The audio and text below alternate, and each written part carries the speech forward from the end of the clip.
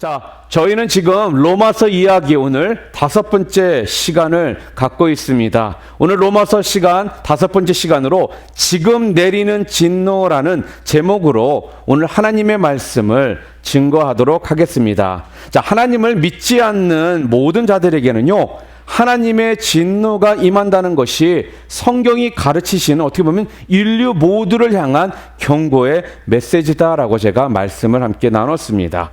그리고 이 하나님의 진노가 있기 때문에 우리는 반드시 복음을 어떻게 해요? 믿어야 되고 또한 예수를 믿어서 구원을 얻어야지만 바로 오늘 우리에게 있어 다른 어떤 것보다도 가장 중요하고 시급한 문제다라는 그 이야기를 계속적으로 우리가 로마서 이야기를 통해 말씀을 드렸습니다. 자, 그런 면에서 오늘 우리가 예수를 믿고 있다는 사실이 여러분 얼마나 잘된 일인지 또는 얼마나 다행스러운 일인지를 우리가 깨달을 필요가 있는 겁니다. 그러니까 우리 속마음에 이런 마음이 있어야 된다는 거예요. 야, 내가 예수 믿지 않았으면 어떡할 뻔했나, 큰일 날 뻔했구나 하는 이런 마음이 우리 마음 가운데 분명 있어야 된다는 것입니다. 그런데 하나님의 진노라는 면에서 있어요.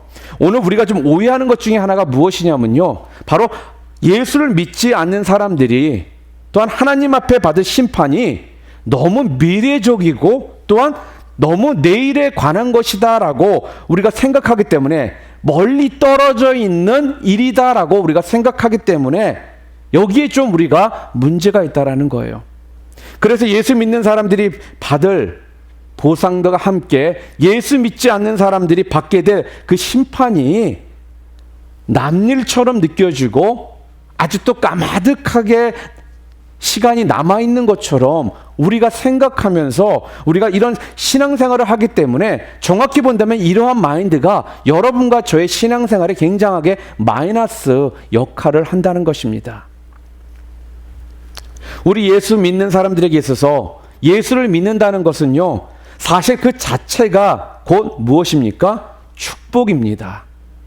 하나님 말씀을 알고요, 그 말씀에 따라 살아가면 또 말씀으로 우리가 어떻게 해요? 죄를 이길 수 있게 된다는 것, 이것이 진정한 복이라는 말씀이죠. 우리가 예수를 믿어 복을 누릴 수 있고 또한 하나님이 주시는 풍성한 것들을 우리가 누릴 수 있는 것들은요, 우리가 정확히 본다면 꼭 천국에 가야지만 우리가 이런 것들을 누리는 것이 아니라는 거예요. 물론 천국에 가면 완벽한 것을 누릴 수가 있습니다. 뭐예요? 눈물도 없고요, 죽음도 없고 이별도 없고 아픈 것도 없는 이런 완벽한 것들을 우리가 분명 천국에 가면 누릴 수가 있습니다. 그렇지만 현실에서 지금 이 땅에서도 여러분과 저는요, 하나님으로부터 오는 그 축복, 그 복들을 지금 누리며 살고 있다라는 것을 우리는 많은 경우 지금 잊고 있다라는 것이죠. 자, 그렇다면 천국에서 누리는 것 말고 지금 이 땅에서 우리들이 누리고 있는 복들이 도대체 무엇일까요?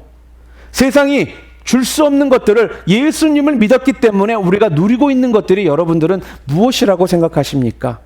뭐가 있을까요? 다른 것이 아니죠. 하나님과 동행하는 이런 기쁨을 우리는 지금 맛보며 살고 있다는 거예요. 또한 건전한 삶을 살기 때문에 그 건전한 삶을 통해서 받고 있는 보상들이 있다라는 말씀입니다. 또한 마음의 평안. 절대로 세상은요, 우리들에게 진정한 평안을 줄 수가 없습니다. 그러나 예수를 믿고 있기 때문에 우리는 예수님으로부터, 하늘로부터 하는 그 평안을 우리는 지금 누릴 수가 있는 겁니다. 또한 뭐가 있을까요? 영적인 자유함이 있습니다. 이렇듯 영적인 자유함 등 이런 많은 것들을 지금 여러분과 저는요, 천국에 가지 않고도 이 땅에서 지금 어떻게 해요? 누리고 이것을 어떻게 해요? 받아서 살고 있다는 것이죠. 우리 인생에 의미 있는 모든 것들을 천국 가서만 꼭 누리는 것이 아니라 바로 실제로 지금 우리가 누리고 있음을 여러분 꼭 기억하시기를 바랍니다. 같은 의미에서요, 불신자들에게도 바로 지금 하나님의 진노 아래 있음을 성경은 지난주에 제가 말씀드렸죠, 말씀하고 있습니다. 하나님의 진노가 뭐라고 그랬어요? 18절에 불의로 진리를 막는 사람들의 모든 경건치 않음과 불의에 대하여 지금 하늘로 쫓아 나타난다라고 그렇게 말씀하고 있거든요. 여기서 뭐라고 그래요? 불신자들 지금 그들이 진노 아래, 하나님의 진노 아래 있다라는 것입니다. 진노 아래 서 있다라고 성경 오늘 로마서 1장 18절에 분명히 말씀하고 있는 겁니다. 그런데 오늘 우리가 가지고 있는 문제가 뭐냐면요, 지금 당장 누리고 있는 축복이 뭔지, 또 내가 믿지 않아서 지금 받고 있는 진노가 무엇인지를 문제는 구별을 할 수 없다라는 것이 이게 큰 문제라는 말씀이에요. 이 말씀은 뭐예요? 그걸 잘 느끼지를 못한다라는 거예요. 그렇기 때문에 여러분과 제가 쉽게 어리석게 그런 유혹에 빠질 때가 많이 있습니다. 그래서 하나님의 진노 아래 있는데도 불구하고요, 우리는 세상 사람들의 삶에 대해 왠지 부러워합니다. 그들의 삶에 대해서 우리가 동경하는 것들이 있습니다. 이런 것들이 우리 가운데 생기더라는 것입니다. 그래서 오늘은 믿지 않는 자들이 지금 당장 당하고 있는 바로 하나님의 진노가 무엇이고, 또 하나님의 진노가 어떠한 형태로 지금 내리고 있는지에 대해서 여러분과 제가 또한 한번 생각해 볼 필요가 있습니다.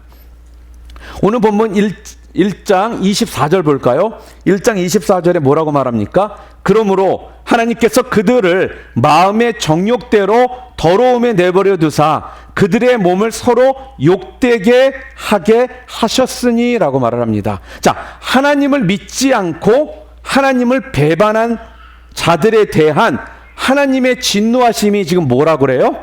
내버려 두심이라는 것입니다. 내버려 두심. 내버려 두심이라는 형태로 임한다라는 거예요. 하나님이 내버려 두셨다라는 표현을요, 오늘 본문 24절, 26절, 28절에 계속적으로 내버려 두셨다라는 이런 말씀이 계속적으로 나옵니다. 한번 생각해 보시기를 바랍니다. 오늘 나의 나됨이 정확히 말한다면 하나님의 은혜 아니겠습니까? 우리 인간의 삶이라는 것은요, 솔직히 내가 잘나서, 아니요, 내가 똑똑해서 우리가 잘 사는 것이 아니라 전적으로 하나님께서 우리를 도와주시기 때문에, 또 우리를 인도해 주시기 때문에, 우리를 보호해 주시기 때문에 우리가 지금 살아가고 있다는 것입니다. 우린 하나님의 은혜 없이는 살 수 없는 존재입니다. 자, 그렇다면 하나님의 은혜가 무엇입니까? 오늘 본문을 통해서 알 수 있는 것이 무엇이에요? 하나님의 은혜라는 건 다른 것이 아니라는 것입니다. 은혜는요, 하나님께서 포기하지 않으시고 끝까지 붙잡고 계시는 것이 은혜라는 거예요. 포기하지 않으시고요, 끝까지 붙잡고 계시는 것이, 그것이 은혜라는 말씀입니다. 그런데 하나님의 내버려 두셨다라는 것은요, 이런 하나님의 은혜가 어떻게 됐다라는 거예요? 내 인생에서 사라졌다라는 겁니다. 하나님의 은혜가 사라지면요, 그때부터 밑 빠진 독에 물 붓는 그런 결과가 온다라는 것입니다. 여러분, 하늘을 나는 연을 그냥 내버려 두잖아요. 그 연이 어느 정도 날아가다가 땅으로 떨어지게 되어 있습니다. 그렇지 않습니까? 이것은 자유가 아니라 정확히 말하면 추락이라는 거예요. 붙잡고 있던 그 끈 줄을요, 잘라버리잖아요. 그러면 그때부터 자유가 아닌 어떻게 해요? 추락을 하게 돼 있는데, 추락이라는 것은 뭐예요? 하나님께서 우리를 내버려 두는 순간 그것이 뭐예요? 진노라고 말씀드리지 않습니까? 똑같이 추락하는 순간, 끈이 잘려지는 순간, 그때부터 그게 하나님의 심판이라는 말씀입니다. 여러분, 내버려 뒀다는 것을 좀 더 이렇게 좀 시각적으로 생각하면요, 경사진 길에서 이렇게 손수레 같은 거 있잖아요. 그것을 잡고 있는데 이것을 내가 탁 놓는 순간 이 수레가 어떻게 됩니까? 밑아래로 막 굴러가게 되어 있다는 것입니다. 그냥 미끄러져 내려간다는 거예요. 이거는요, 자유가 아니라는 것이에요. 이거는 자유가 아니라 심판이라는 것입니다. 여태까지 우리를 붙잡아 주셨던 그 하나님의 손길이 딱 펴지는 순간 이것은 우리가 자유를 얻는 것이 아니라 이것이 진정 하나님의 진노요, 하나님의 심판이라는 말씀입니다. 그래서요, 하나님께서는요, 우리들에게 진노의 모습을 어떻게 하신다고요? 내버려 두신다라는 거예요. 하나님의 폭이라는 건 다른 말로 표현할 것이 아니라 정확히 말한다면 네 멋대로 살아라라고 하는 거라는 것입니다. 내버려 두심이라는 거예요.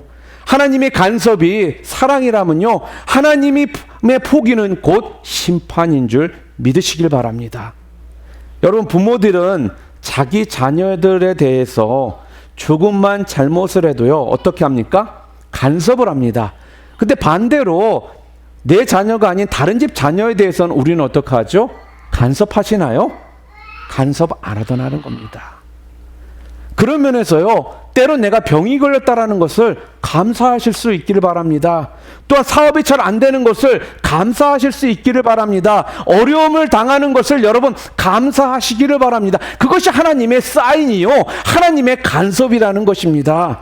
반면에 나쁜 짓을 했는데도요, 뭔가가 잘 돼요. 여러분, 이것이 축복이라고 여러분 생각하십니까? 그것은 축복이 아니라 바로 저주라는 말씀입니다. 이것이 진정 심판이라는 거예요. 죄를 저질렀는데도 간섭하지 않으시고 내버려 두셨다라는 것이 곧 하나님의 심판이라는 말씀입니다. 제가 결혼하던 해에 저희 외삼촌, 둘째 외삼촌께서 갑자기 연락이 왔는데 대장암이라는 그러한 진단을 받으신 거예요. 근데 진단을 받으셨는데 거의 말기라는 이야기를 병원에서 했다고 합니다. 근데 둘째 외삼촌께서 평소 때는 굉장히 건강하셨어요. 그리고 굉장히 이렇게 음식 같은 것도 조절 잘 하셨기 때문에 전혀 대장암 말기까지 될 때까지 아무 증세가 거의 없었습니다. 그냥 사셨던 거예요.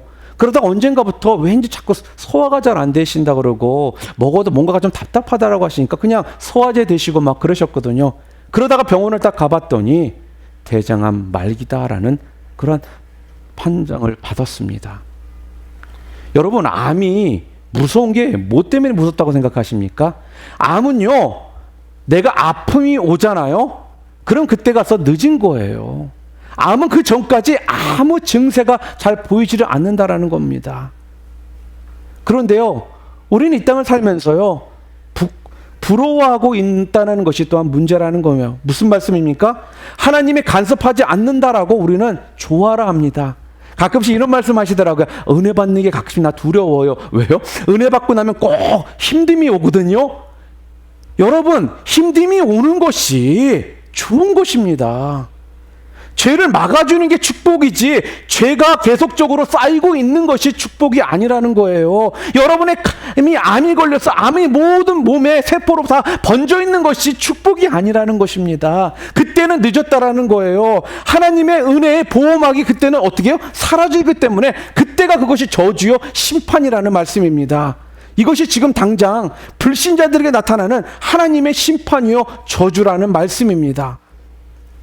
자, 그렇다면 하나님께서 내버려 두시되 어떻게 내버려 두셨으며 또 그것이 왜 하나님의 벌이고 또한 진노인가 하는 것을 우리가 오늘 본문을 통해 또한 살펴볼 수가 있습니다. 자, 첫째로 왜 하나님의 진노이냐, 하나님께서 왜 내버려 두시면 그것이 진노인가? 첫 번째로 오늘 본문 26절 볼까요? 이 때문에 하나님께서 그들을 부끄러운 욕심에 내버려 두셨으니 곧 그들의 여자들도 순리대로 쓸 것을 바꾸어 영리로 쓰며라고 말합니다. 자, 하나님이 내버려 두시되 어떻게 했다고요? 자기 욕심대로 하도록 내버려 두셨다라는 거예요. 오늘 보면 26절에 그렇게 말씀하고 있습니다. 자기 욕심대로 하도록 내버려 두신 것이라는 것입니다.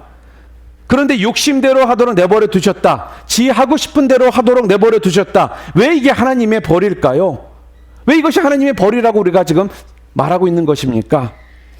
우리는요, 자기 원하는 대로 하고 싶은 대로 하는 걸 종종 뭐라고 그래요? 그것이 자유다라고 생각하고 착각을 합니다. 그것이 진짜 행복이고 또 그것이 진정한 기쁨이다라고 생각을 한다는 것입니다. 그런데 정말 그게 자유일까요? 정말 그것이 정말 행복이라고 여러분들은 생각하십니까? 다른 예를 들 필요도 없지 않습니까? 여러분이 어린 시절 한번 생각해 보시고요. 또한 여러분 자녀들과 한번 대화를 한번 생각해 보시기를 바랍니다. 만약에 자녀가 있어요. 근데 자녀한테 가서 이렇게 말합니다. 네가 정말 하고 싶은 것이 뭐냐? 그러면요, 제가 100% 자신하는데 10명 중에 10명 모두가요, 절대로 자기는 공부하는 것이 내가 하고 싶은 일이다 라고 하는 아이는 거의 없을 거라는 것입니다. 자, 그러면 하고 싶은 거 10가지를 한번 적어보라 라고 한번 물어보세요. 그러면 그 10가지 안에도 공부하고 싶다, 공부 열심히 하는 거, 이게 적혀 있을까요? 아마 거기에도 아마 적혀 있지 않을 것입니다. 그 10개도 공부는 아마 안 들어간다라는 거예요. 그런데 가끔씩 우리 한국에 보게 되면요, 무슨 S대에 수석으로 들어갔고, 뭐, 점수가 뭐, 만점 받았고, 막 이런 이야기들 있지 않습니까? 근데 그런 아이들하고 인터뷰를 하다 보면은 그 아이들이 하는 말이 뭐예요? 아, 저는 공부가 제일 쉬웠어요. 저는요, 과외도 안 하고요, 학교에서 주는 거 공부 그거만 했어요. 그리고 그 학생들이 책을 내면 꼭 책 타이틀이 뭐예요? 나는 공부가 제일 쉬웠다. 나는 공부가 제일 재밌었다. 아, 이런 제목 보면 솔직하게 짜증 안 나십니까? 저는 확 짜증나요, 그런 게. 아니, 공부가 제일 쉬웠다? 공부가 제일 재밌었다? 아, 나도 학창시절을 보내봤고, 나름대로 열심히 공부했던 사람이었지만, 솔직히 제가 공부가 원해서 했다기보다는 해야 되기 때문에 공부는 했던 거거든요. 자, 그런데요, 이런 아이들은요, 솔직하게 정상적인 아이들은 아닙니다. 약간 괴물들이에요. 그러니까 정상적인 아이들은 그런 이야기를 하면 안 돼요. 일반적으로 아이들은요, 공부하고 싶어 하지 않는다라는 것입니다. 왜 그럴까요? 어렸을 때, 우리 어릴 적에는 한번 생각해 보세요. 공부의 필요성, 공부의 중요성을 잘 못 느낍니다. 나중에 사회생활 하면서 그때 가서 좀 열심히 내가 공부 좀 할 걸, 진작 좀 노력 좀 할 걸, 이런 것들을 우리가 생각하고 깨닫게 되지, 어릴 적에는 그런 생각을 거의 못 하더라는 것입니다. 여러분, 그래서 공부의 넌센스가 바로 이것입니다. 무엇인지 아세요? 공부의 어려움이라는 거예요. 공부의 어려움이 뭐냐면요, 다른 것이 아니라 그것이 정말 필요하다고 느꼈을 때는 정작 공부를 할 만한 준비나 여건이 안 되어 있더라는 것입니다. 공부는요, 공부의 필요성을 전혀 느끼지 못할 때 준비해야 하는 것이기 때문에, 그래서 공부가 참 어려운 거예요. 여러분, 믿음도 마찬가지입니다. 믿음이 정말 필요하다는 것은 여러분, 언제 우리들이 다 알 수 있을까요? 바로 예수님의 세컨 커밍, 예수님의 재림 때에 분명 알게 됩니다. 심판대 앞에 서는 날, 우리 모두가 분명하게 알게 된다는 것입니다. 그러나요, 그때는 이미 늦습니다. 이게 바로 믿음, 우리가 신앙 어려운 점이라는 거예요. 그런데 우리 부모님들이 자녀들이 지 하고 싶은 대로 내버려 둔다라고 한번 생각해 보시기를 바랍니다. 공부하기 싫다고? 그래, 그냥 내버려 뒀습니다. 자녀 입장에서 볼 때는 난 자유다, 난 해방이다, 그렇게 생각하겠지만, 여러분, 이것이 진짜 자유입니까? 이것이 진짜 행복일까요? 아마 다른 친구들 입장에서 본다라면은, 너는 좋겠다, 공부하는 데고 공부 못해도 네 부모님이 아무 얘기 안 하니까 좋겠다라고 부러움의 시선으로 바라볼 수도 분명 있을 것입니다. 그렇게 내버려둔 부모를 아마 학생들은 그러겠죠? 니네 부모님 짱이야, 이렇게 말할 수도 있을 겁니다. 그런데 이게 결코 그 자녀를 위하는 것이 아니라는 사실을 우리 모두는 잘 알고 있습니다. 우리가 학교 다닐 때 다시 한번 생각해 보시기를 바랍니다. 맨날 공부만 하는 친구들, 여러분 솔직하게 어떻게 생각하셨습니까? 좋게 생각하셨어요? 아니면 나쁘게 생각하셨습니까? 우리 속으로 그러죠. 저 범생이 저거, 저 고리타분 놈, 저거, 이러고 우리 마음속에 이런 것들이 있더라는 것입니다. 그렇게 생각하지 않으셨습니까? 반면에 조금 날라리들 있잖아요. 그런 노는 학생들을 보면 여러분 어떠한 생각이 드셨습니까? 때로는 솔직하게 나는 쟤처럼 못 노는데 저렇게 노는 것이, 저런 모습들이 부러울 때도 있지 않으셨습니까? 우리는 용기가 없어서 그렇게 못하는데 저들의 저 하는 모습을 보면 용기 있어 보이고 참 멋지게 산다라는 생각 우리가 아마 가져봤을 것입니다. 그러나 그것은요, 여러분, 자유가 아니라는 거예요. 그건 행복이 아니라는 것입니다. 그것은 멋있는 삶이 아니라는 거예요.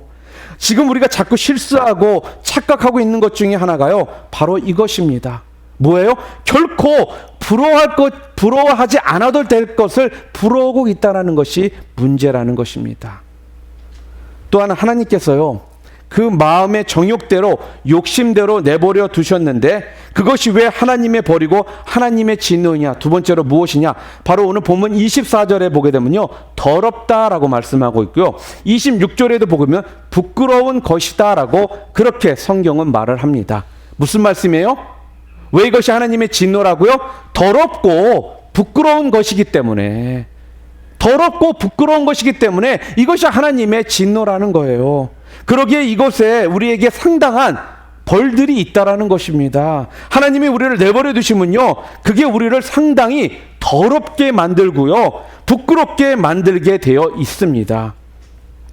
여러분, 가끔씩 해변가에 가서 어릴 적에나 뭐 이렇게 해변가에서 막 놀다 보면 우리도 모르게 그냥 해변가에서 놀다 보면 그 모래들이 우리 몸에 다 묻잖아요. 그리고 특히 이제 바지나 이런 수영복에 막 묻으면은 한 번 빨아가지고는 이 모래들이 잘 안 빠져요. 그리고 이 더러운 것들이 많이 묻어요. 그 당시에 놀 때는 신나서 놀거든요. 그런데 그걸 빨려고 그러면 잘 깨끗하게 안 빨아지더라는 것입니다. 꼭 이런 것입니다. 재미있었던 만큼 거기에 대한 분명한 대가가 있더라는 거예요. 결국 하나님께서 내버려 두시니까 그것 때문에 파생되는 분명한 결과, 열매가 있더라는 거예요. 좋은 열매일까요? 오늘 본문을 보니까요, 29절부터 31절에 하나님을 거부한 인간들, 하나님이 내버려 두신 인간들에게는 필연적으로 나오게 되는 죄 목록들이 쫙 열거가 되어 있습니다. 하나님께서 내버려 두심으로 해서요, 여러분들이 더럽고 부끄러운 자들이 되는데 어떤 것들이 생기느냐? 28절부터 우리 함께 볼까요? 사람들이 하나님을 인정하기를 싫어하므로 하나님께서는 사람들을 해서는 안 될 일들을 하게 타락한 마음 자리에 내버려 두셨습니다.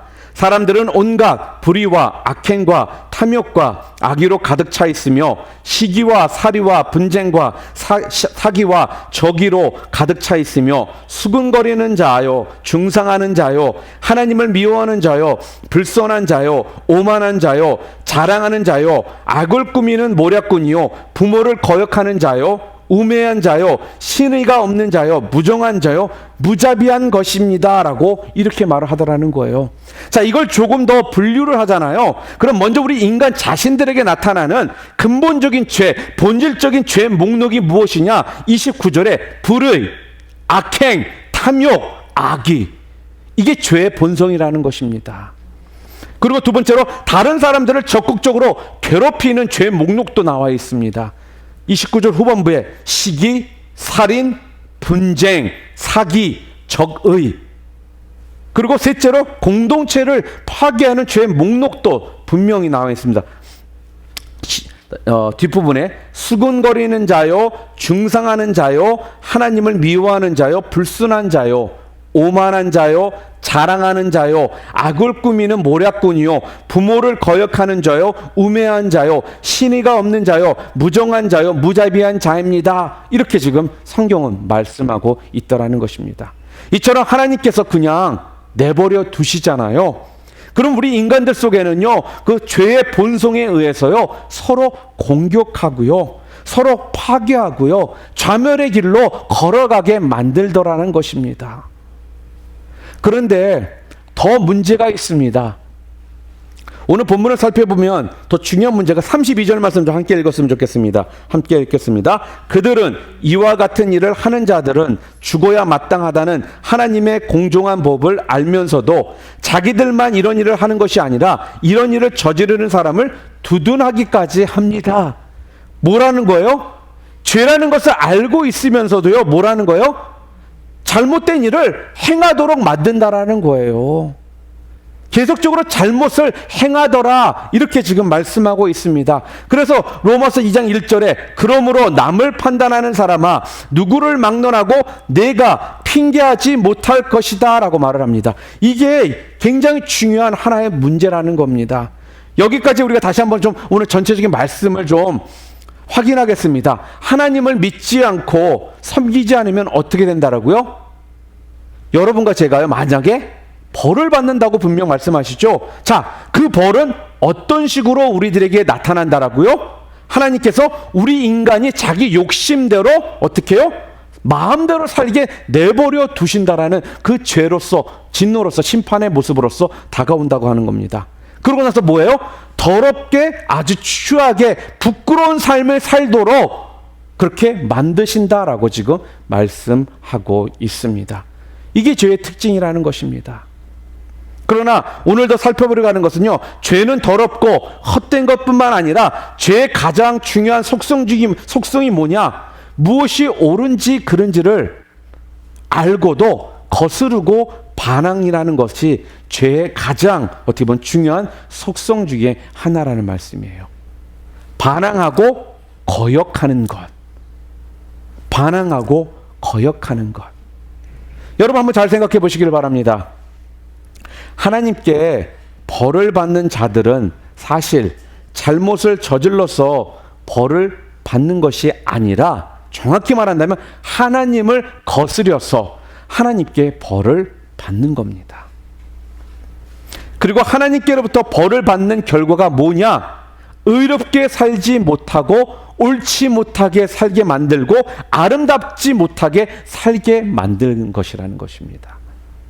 그렇기 때문에 더럽게 살아서 벌을 받는 것이 아니라 사실은 하나님을 거역했기 때문에 하나님께 반항했기 때문에 하나님의 뜻을 따르지 않았기 때문에 하나님으로부터 벌을 받아서 어떻게 해요? 우리가 더러워지고 있다. 그 말씀을 지금 오늘 본문은 우리들에게 주고 계시는 거예요.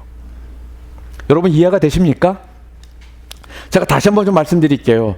우리가 일반적으로 생각하는 것처럼 우리가 믿음을 가지고 거룩한 삶을 살면요, 우리는 보통 일반적으로 어떻게 생각합니까? 복을 받는다라고 생각을 합니다. 그리고 더럽게 살면 벌을 받는다라고 생각하거든요. 그런데 이것이 지금 아니라는 거예요.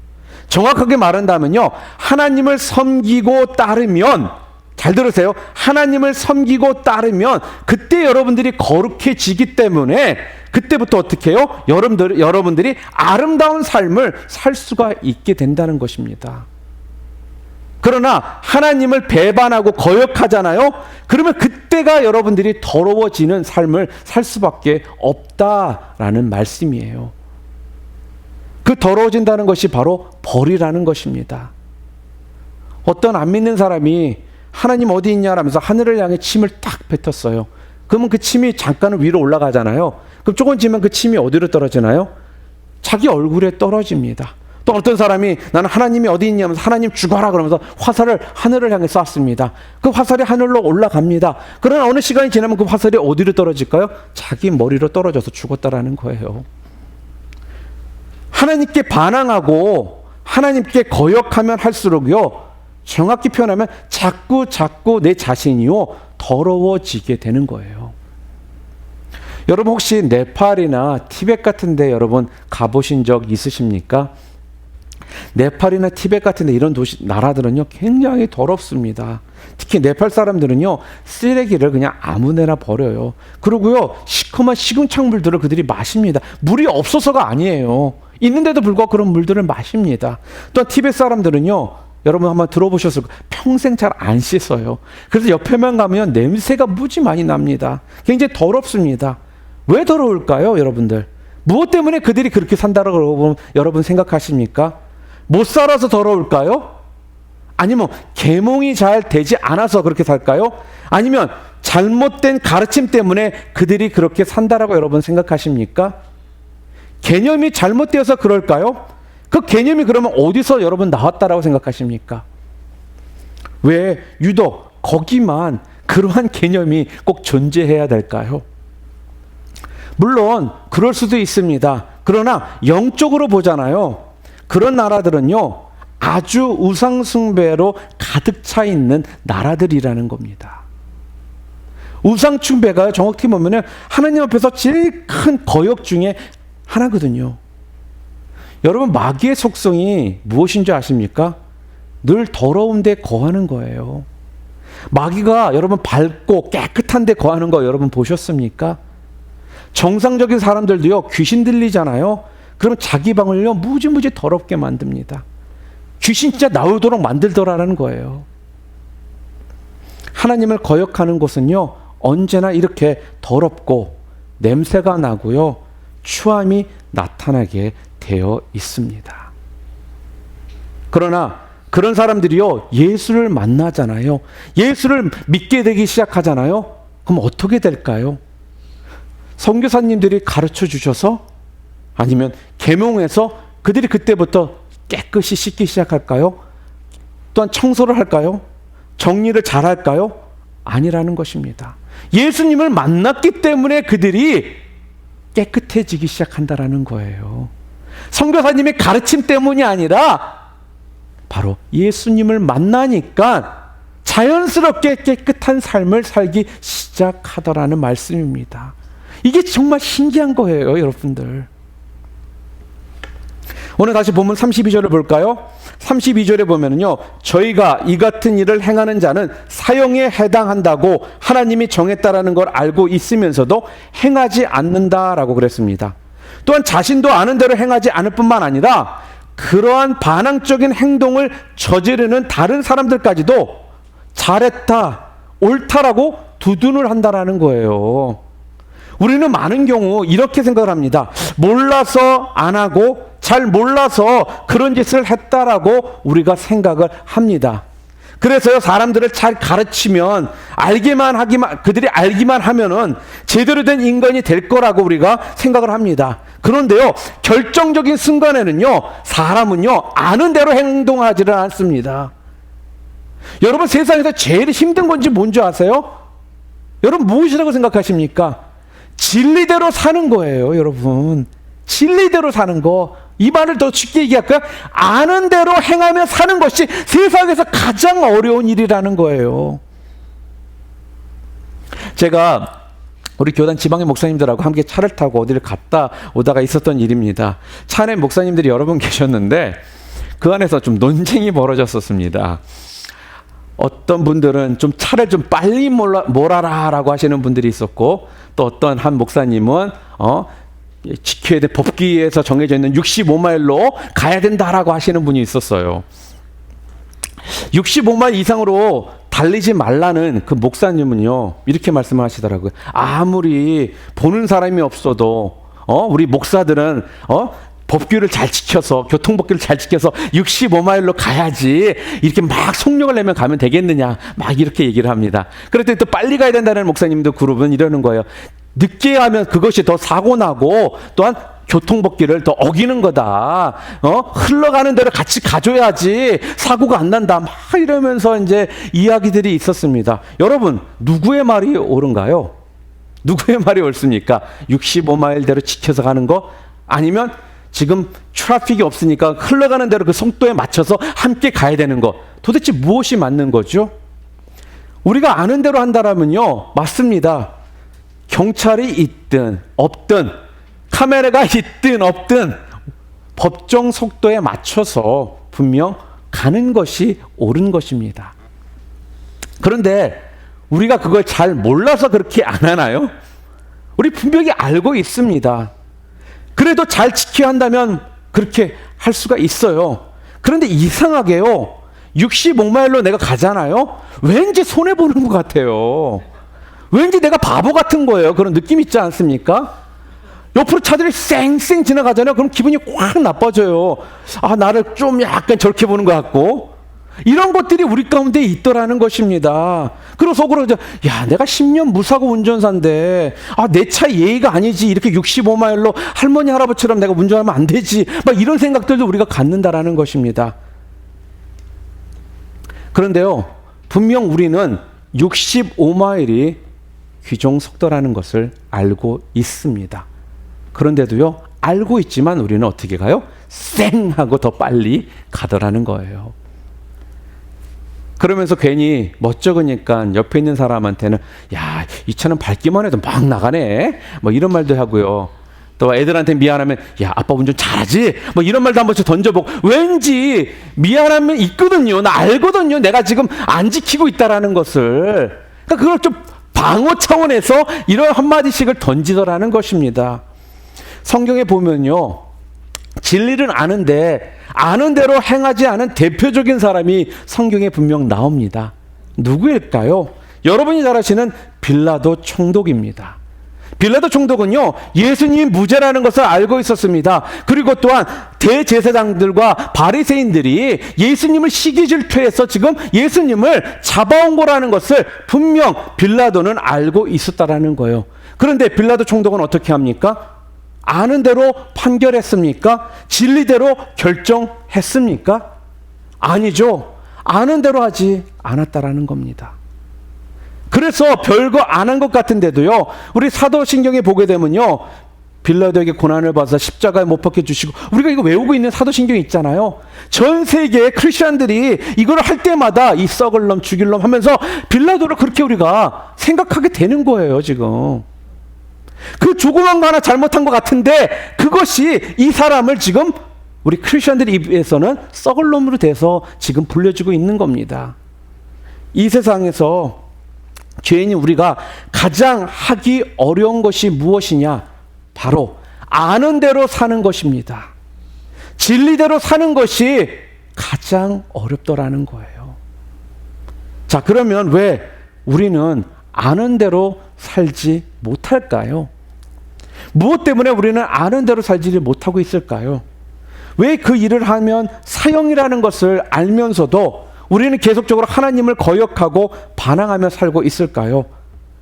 그 이유는 다른 것이 아닙니다. 바로 자기 욕심이 진리를 아는 것을 어떻게 해요? 덮어버리기 때문에 그렇다는 것입니다.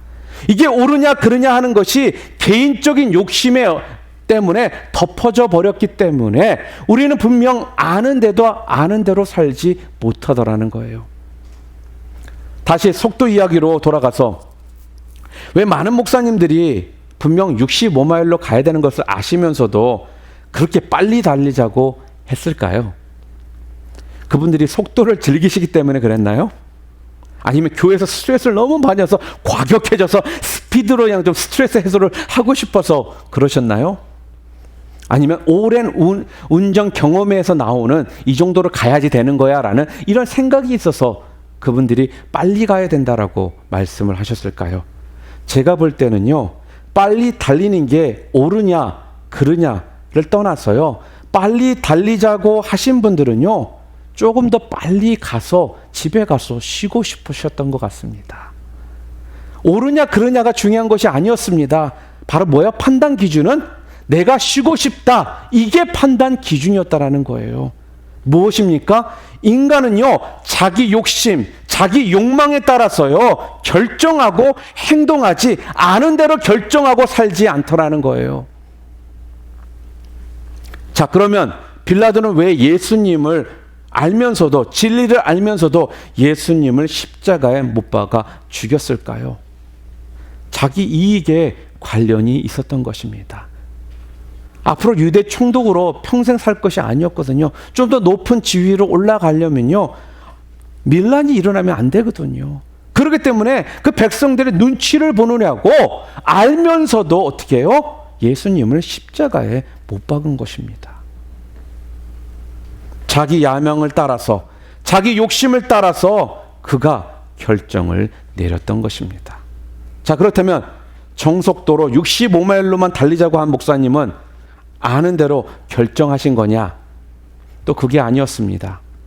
이분의 주장은요, 법정 속도를 지켜야 할 것이 아니냐 하는 게 명분이지만 실상은 이 목사님도 자기 욕심에 따라서 자기 주장을 펼쳤던 것입니다. 모두가 이구동성으로 빨리 가자고 하는데 이 목사님은 솔직히 좀 겁이 좀 많으신 분이십니다. 그래서 속력을 막 내는 것을 굉장히 힘들어 하시는 분이셨어요. 그렇기 때문에 빨리 달리는 거 싫었거든요. 그래서 빨리 달리지 말아달라고 그렇게 말을 했던 겁니다. 만약에 우리가 무슨 결정을 지을 때 항상 약자를 배려하는 차원에서 우리가 결정을 해야 하지만 이 목사님도 미리 제가 이 속력을 막 내고 그러면 제가 조금 겁이 많고 속력을 내면 내가 심장이 좀 툭툭툭 하기 때문에 좀 그러니까 좀 부탁을 배려를 좀 해달라라고 말을 했다라면은 이러한 이야기가 그 안에서 있을 필요가 없었을 것입니다. 그런데 이 목사님은요, 자기 좋은 대로 자기 욕구대로 한다라고 자꾸 우김으로써 그 안에서 두 가지의 다른 그러한 이야기가 거기서 있었던 것입니다. 사람은요, 아는 대로 진리대로 살 것 같지만 그렇지 않다라는 겁니다. 자기 욕심대로 자기 욕망대로 결정하고 행동합니다. 또 우리가 또 생각해야 될 것이 무엇이냐면요, 우리가 판단하는 옳고 그르냐의 판단이 항상 객관적이냐, 그 기준이 정확하냐 하는 것입니다. 보통 보면 옳으냐 그르냐 하는 것은요, 다 무엇에만 사용이 되느냐면 다른 사람을 정죄할 때, 다른 사람을 평가할 때만 사용이 되더라는 거예요. 이걸 자기에다 적용하는 사람은 별로 없습니다. 누구나 다 그렇게 합니다. 세상 사람들에게 대해서 우리가 불공평함을 느낄 때도 그러지 않습니까? 우리가 세상 사람들의 무엇을 지적을 합니까? 바로 저들의 불공정함과 불공평함과 철면피함과 교활함과 음흉함과 거짓된 것과 이중적인 태도에 대해서 우리들이 뭐예요? 공격을 하더라는 거예요. 그러나 이걸 자기 자신에게 공격하는 사람은 없더라는 것입니다. 오늘 우리가 우리 삶 속에서요, 얼마나 많고 옳고 그르다는 것을요, 자기 이익에 걸어가지고 자기를 보호하기 위해서 쓰는 경우는 있지만 자기를 공격하기 위해서는 우리가 쓰지 않는다는 것입니다. 오늘 우리는요, 자기 합리화를 위해서요, 자기 변명을 위해서요, 옳고 그른 것을 쓰지 진리가 진리되는 것을 위해서 쓰지는 않고 있습니다. 여러분 한번 간단하게 생각해 볼까요? 운전하는 분들 한번 생각해 볼게요. 초보 시절 다 분명히 있었을 겁니다. 초보 시절 운전하실 때 여러분 어떠셨습니까? 가끔씩은 뭐 초보자라고 이렇게 붙이고 뒤에다 다니시는 분들도 있긴 하지만 초보 운전할 때 운전하는 거 힘드셨어요? 쉬우셨어요? 많은 경우 힘들었을 겁니다. 초보 때 운전하다가 이거 시그널을 바꿔서 라인을 바꿔가야 되는데 뒤에서 막 차들이 막 급히 막 따라오거든요. 그러다가 탁탁탁 가요. 그러면 뒤에서 빵 한번 그러잖아요. 그러면 그날 운전 다 끝난 거예요. 그때부터 이제 마음이 콩닥콩닥 거려가지고 그때부터 운전 못합니다. 이제 그렇게 지내잖아요. 그럼 속으로 좀 사람들 너무한다. 좀 나 초보 운전자라고 내가 했는데도 좀 봐주지. 저렇게 빵빵거리고 무섭게 쌩쌩 지나가고 이런 얘기를 생각을 해요. 그러면 속으로 내가 나중에 운전 잘하면 나는 초보자한테 그러지 말아야지. 자, 어느 정도 시간이 지나요. 자, 여러분이 이제 운전이 익숙해졌습니다. 여러분 어떻게 운전하시죠? 가끔씩 초보자들이 운전을 하는 것을 보면요, 우리 어떻게 답답합니다.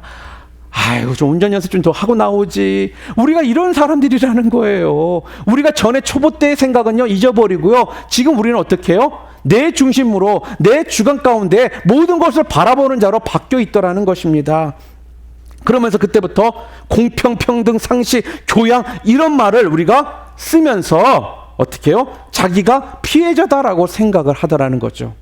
자신이 피해자일 때는요, 세상이 왜 이렇게 불공평하느냐라고, 왜 이렇게 상식이 없느냐라고, 최소한의 예의는 지켜야 되지 않느냐라고 우리가 말을 하지만 자기가 가해자일 때는 그런 말을 절대로 우리는 쓰지 않습니다.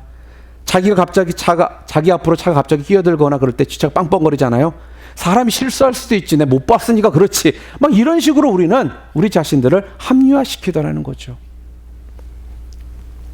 옳으냐 그러냐 하는 것도 다 자기 이익과 자기 욕심에 따라서 그 판단 기준이 달라지더라는 겁니다. 우리의 죄의 대표적인 것이 뭐냐? 바로 이거라는 거예요. 진리를 소유한 자가 아무도 없다라는 거예요. 언제나 자기 유익을 위해서, 자기 욕심을 위해서 진리는요, 그냥 시녀 노릇하는 것으로 바뀌어 있더라는 것입니다. 이것이 우리 인간의 가장 근본적인 죄성의 문제인 겁니다. 우리가 일반적으로 하는 이야기가 있죠. 잘 되면 자기 탓, 못 되면 조상 탓. 우리 맨날 그러지 않아요. 이게 우리 신앙생활에도요, 똑같은 경우가 너무나 자주 보게 됩니다. 뭔가가 열심히 해서 잘 됐다 그러면 우리가요, 하느님 앞에 감사 안 합니다. 감사하는 경우 드물더라는 거예요. 근데 뭔가 잘 안 되잖아요. 그럼 그때부터 하나님 앞에 모든 원망을 우리가 쏟아냅니다. 화를 내더라는 거예요. 아니, 하나님 이럴 수가 있습니까? 이러면서 우리는 분노하더라는 말씀입니다. 왜 그렇습니까? 이게 바로 우리의 본성이기 때문에 그렇습니다. 교회가 잘 되면 또 내가 열심히 봉사하고 전도해서 그런 것 같고요. 교회가 잘못되면 다른 사람들 때문에 그런 거다라고 우리가 말하죠. 가정에서도 그럽니다. 우리 가정이 그래도 이 정도로 된 거는 내가 다 꾹꾹 참고 있어서 우리 가정이 잘 돌아가는 거야 라고 우리가 이렇게 생각을 하더라는 겁니다. 여러분, 신앙이란 무엇입니까? 믿음이 좋다라는 것이 여러분 무엇입니까? 하나님의 말씀에 순종하는 것이 신앙 좋은 것이고요. 믿음 좋은 것입니다. 자기 욕심을 버리고요. 자기 욕망을 거절하는 것이 믿음 좋은 것이고 신앙생활 잘하는 것이라는 겁니다. 그런데 우리 죄의 본성을 지닌 인간들은 어떻습니까? 하나님의 말씀에는 어떠한 핑계를 대서라도 빠져나가려고 하는 것이 우리의 모습이라는 것입니다. 그러나 여러분, 어디에 순종을 해야 된다라고요? 우리의 욕심에 순종해야 됩니까? 아니면 우리의 욕망에 순종해야 됩니까? 오늘 성경은 우리에게 뭐라고 말씀하십니까? 하나님께 순종하라고 말씀하고 있습니다. 하나님의 말씀에 절대적으로 순종하며 나아가는 삶을 살라고 우리들에게 지금 말씀해 주고 계십니다. 말씀을 정리하기를 바랍니다. 하나님은요, 하나님을 믿지 않는 자들에게 상당한 보응을 지금 지급하고 계신다라고 성경은 오늘 말씀하고 있습니다. 저들이 자유롭지 않으며 저들은 용감하지 않은 것입니다. 저들은 자기가 하는 일을 알지 못하며 저들은 자기들이 어떠한 수치와 어떠한 어려움 가운데 더러움 가운데 살고 있는지를 모르기 때문에 그렇다는 것입니다. 오늘 성경은요, 내버려 두심 곧 하나님께서 내리시는 그것이 진노요 심판이라라고 분명히 말씀하고 계십니다.